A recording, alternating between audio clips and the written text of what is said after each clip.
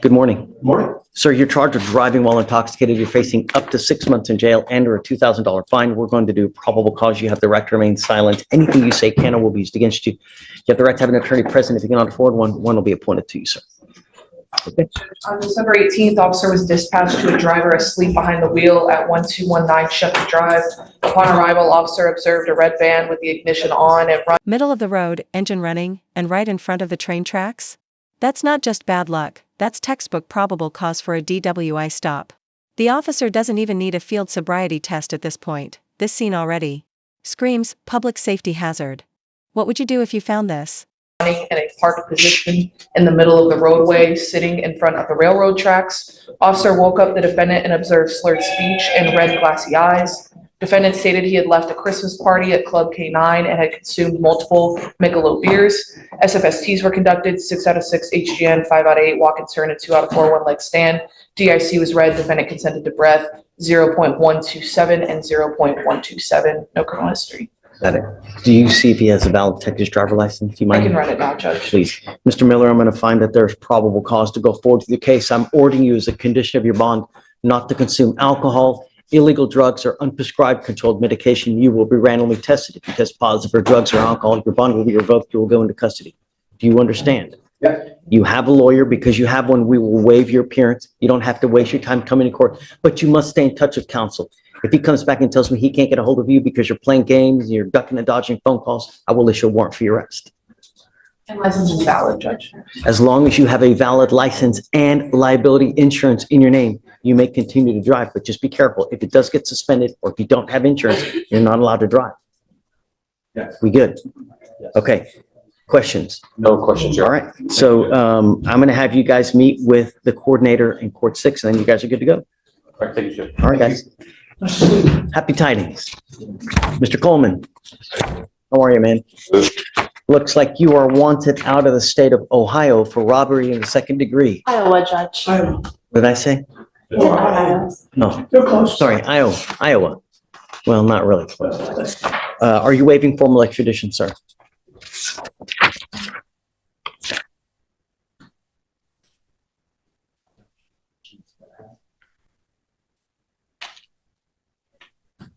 All right, sir. We wish you the best of luck. Thanks. Good morning, ma'am.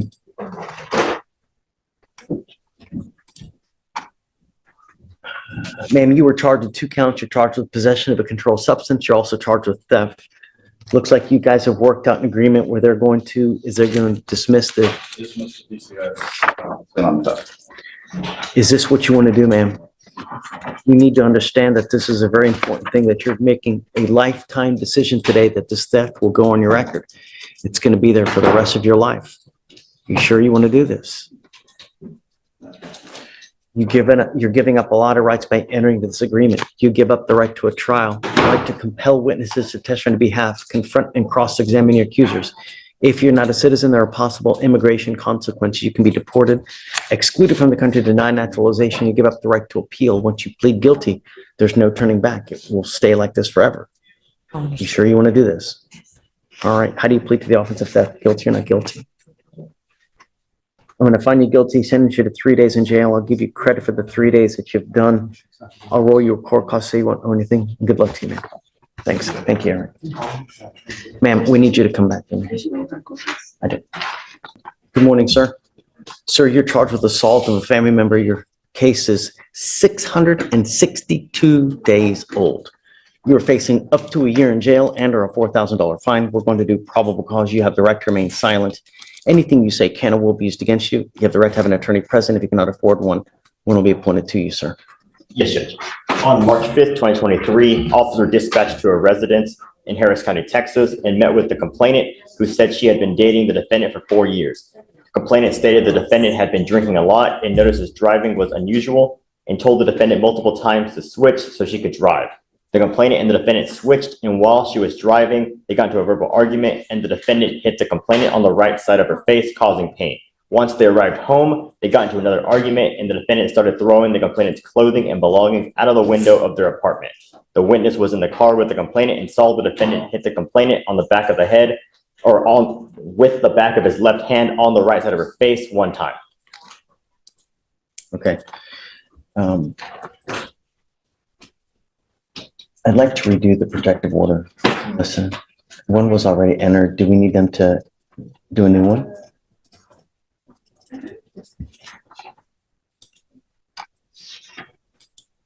Mr. Harris, I'm entering in what's called a magistrate's order for emergency protection that identifies the complaining witness in this case. She is now a protected individual. You cannot communicate. Quick legal note: violating a protective order isn't just a slap on the wrist. It can mean immediate arrest, no bond, and even separate felony charges. Judges take these orders seriously because they're about preventing any further harm.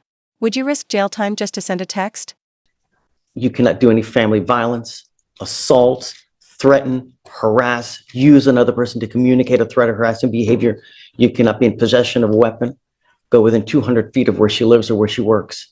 Do you understand?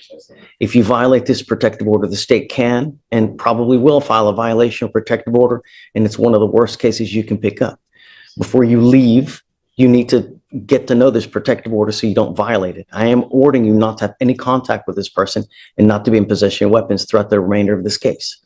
Do you have a lawyer today? We're giving you one today to figure out what's going to happen with this case. Your case is 662 days old, and we set cases for trial at 180. So we're going to figure out what happens with this case. I'm going to have you, well, for now, we'll just have you take a seat in the jury box. If you can reach out to the MAC, please. Good morning, sir.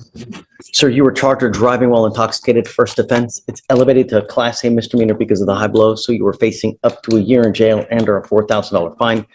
We're going to do probable cause. You have the right to remain silent. Anything you say can or will be used against you. You have the right to have an attorney present. If you cannot afford one, one will be appointed to you, sir. On December 18th, 2024, the officer was dispatched to 3800 Southwest Freeway in Harris County, Texas, in regards to the defendant's motor vehicle hitting another motor vehicle and keep going. The caller stated the defendant's motor vehicle's tire fell off and that the motor vehicle was at a strip center parking lot. The officer observed the defendant's motor vehicle facing the Southwest Freeway frontage road and partially on the curb, leaned against a hedge. The officer observed the engine running, the defendant's vehicle in drive, and the left front tire shredded. The officer further observed the defendant sleeping, slumped over the steering wheel, and a strong odor of an alcoholic beverage, bloodshot eyes, slurred speech, and the defendant, upon waking, had poor balance requiring the officer's assistance. The defendant stated he consumed 2 mimosa beverages and standard field sobriety tests were conducted. HGN 6 out of 6, walk and turn 6 out of 8, one leg stand 4 out of 4. The defendant was read the DIC and consented to breath. The results were 0.169 and 0.162. Got it. Any prior DWIs and No, Your Honor. license? Okay. I'm going to find that there's probable cause to go forward with the case. I'm ordering you as a condition of your bond not to consume alcohol, illegal drugs, or unprescribed controlled medication. If I find that you're using, I'll put you in jail and I'm going to revoke your bond. Do you understand? What do you do for a living, sir? I currently don't work. I got assaulted recently. I lost my job. Where were you working? What were you doing? I was everywhere and I worked at a restaurant. Why stop? You still need money. How are you getting money? I had to do light recovery. They laid me off. Okay. Did you want to apply for an appointed lawyer, sir? You're going to go hire a lawyer. I can't afford one. I need a. That's what I'm asking you. Did you want to apply for an appointed lawyer? But I will. No, I'm not. Do you want to? Yeah. Okay. If you mind, I'm going to give you an application. I need you to fill it out. I need you to fill it out in its entirety. I need everything. I need to know everything about you. I'll take a look. If you qualify, I'll provide you with a lawyer today. Does he have you said he has a Texas driver license, I right? see an eligible license, Your Honor. You don't have liability insurance, then you're not allowed to drive. That's car insurance. If you don't have it, don't drive. I'm making that a condition of your bond. You must have a valid Texas driver license and liability insurance in your name. Do you understand? Okay. I'll have you fill out the application, Stephen. I'll have you sign a reset, and then we'll have you take a seat in the jury box. No alcohol, no dope. After you're done with that, you'll meet with pretrial services, so they'll go over your bond conditions. All right?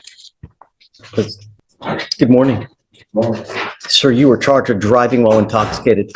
You're facing up to 6 months in jail and or a $2,000 fine. We're going to do probable cause. You have the right to remain silent. Anything you say can or will be used against you. You have the right to have an attorney present. If you cannot afford one, one will be appointed to you, sir. Yes, yes. On December 16th, 2024, at approximately 12:48 a.m., officers were dispatched to a major crash at the 6100 block of Ridgemont Street in Harris County, Texas. Upon arrival, the officer made contact with the other officers who had advised that when they arrived on the scene, the defendant, the sole occupant of the motor vehicle, had crashed into the ditch. Upon contact with the defendant, the officer observed the bloodshot, watery eyes, slurred speech, and a strong odor of an alcoholic beverage. An inventory search of the vehicle revealed 1 bottle of whiskey under the front passenger seat, which was 2/3 empty. Standard field sobriety tests were attempted, HGN 6 out of 6, the walk and turn was refused, and 4 out of 4 on the one-leg stand. The DIC was read, but the defendant refused. A blood search warrant was signed and executed. Can you run his criminal history, please? I'd like to see if he has any other DWIs. Your Honor, there's no prior DWIs.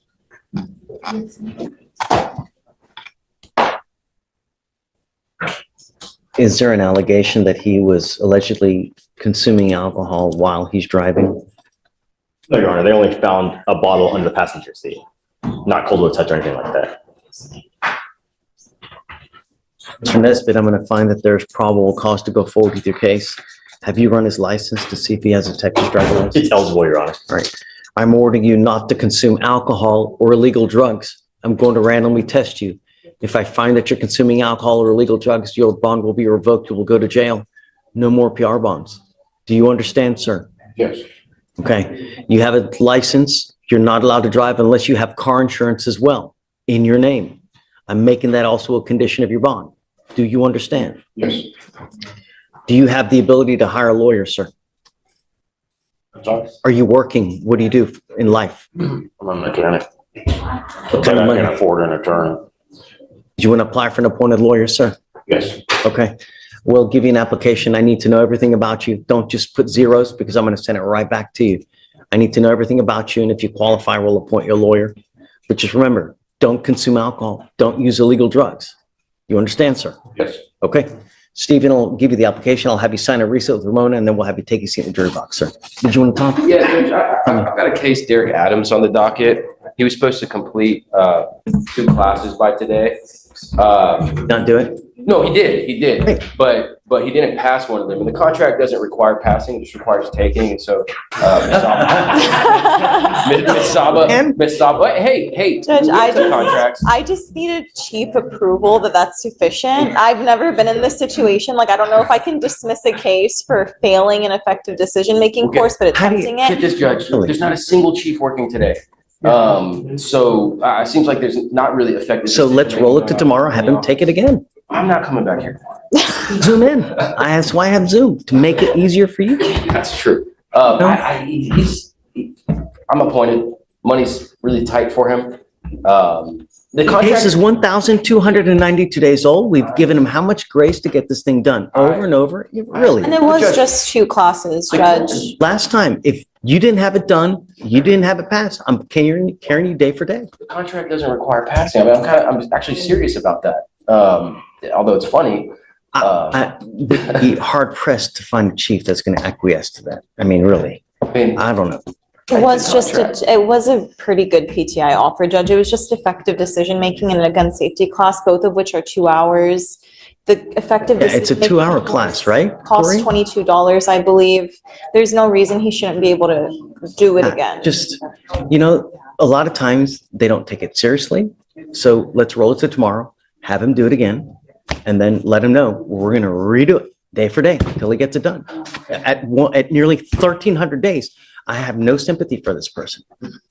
what's the term? A collateral estoppel or something like breach of contract? It's not my bag of chips. Remember, they're the ones that have the power to dismiss. I don't. Right.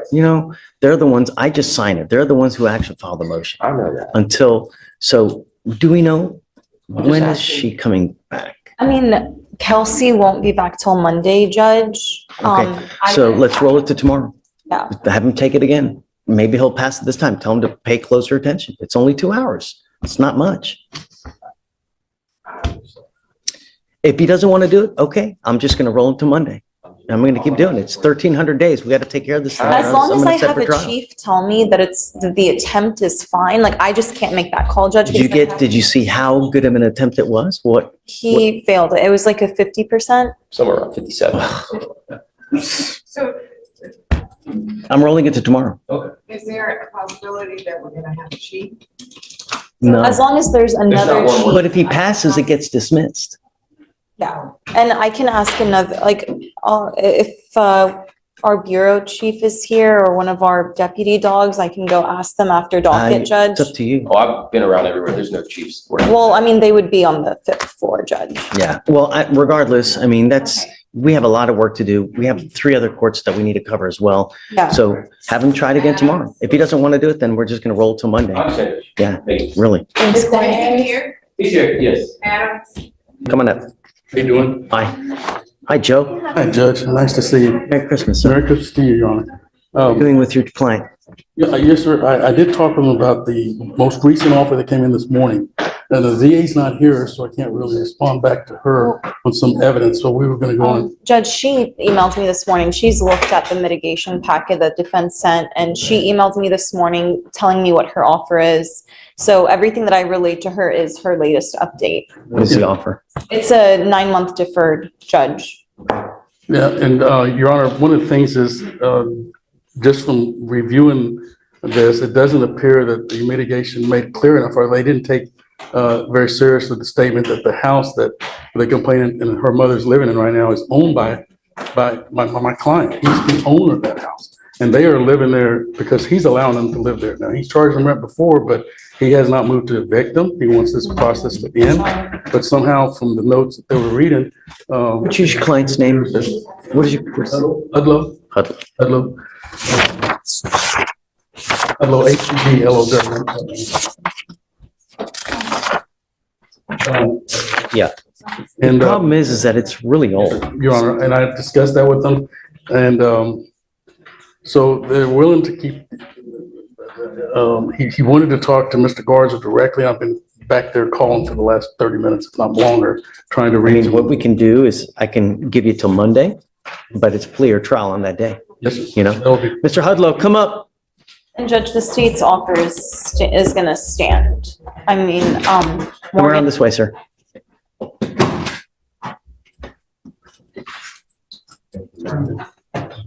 right.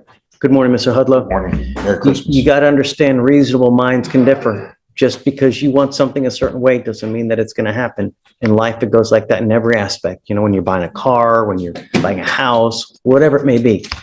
You know, he can't control the offers as they're going to give. He can only tell them merely what, you know, he is given a certain set of facts and he has to work with those facts.